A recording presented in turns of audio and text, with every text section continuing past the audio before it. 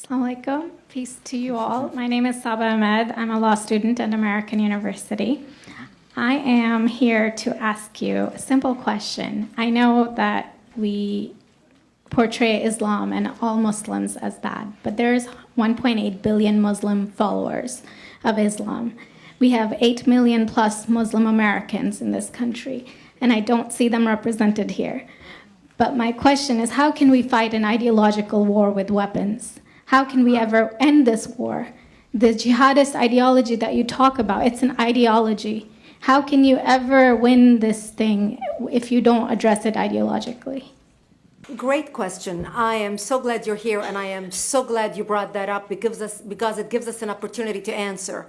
What I find so amazing is since the beginning of this panel, which we are here about Benghazi attack against our people, not one person mentioned Muslims. We are here against Islam, or we're launching war against Muslims. We are here to discuss how 4 Americans died and what our government is doing. We were not here to bash Muslims. You were the one who brought up the issue about most Muslims, not us.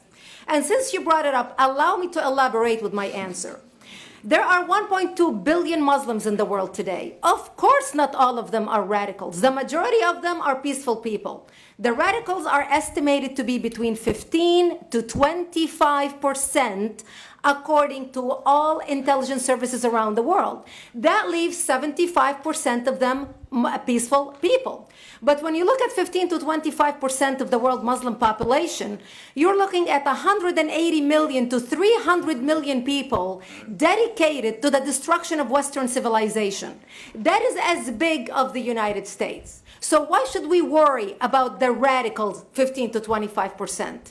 Because it is the radicals that kill. Because it is the radicals that behead and massacre. When you look throughout history, when you look at all the lessons of history, most Germans were peaceful. Yet the Nazis drove the agenda. And as a result, 60 million people died. Almost 14 million in concentration camps. 6 million were Jews. The peaceful majority were irrelevant. When you look at Russia, most Russians were peaceful as well. Yet the Russians were able to kill 20 million people. The peaceful majority were irrelevant.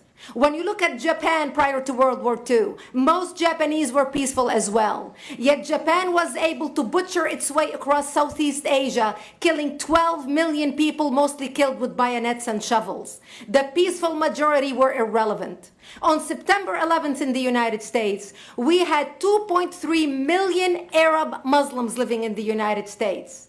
It took 19 hijackers, 19 radicals to bring America down to its knees, destroy the World Trade Center, attack the Pentagon, and kill almost 3,000 Americans that day. The peaceful majority were irrelevant.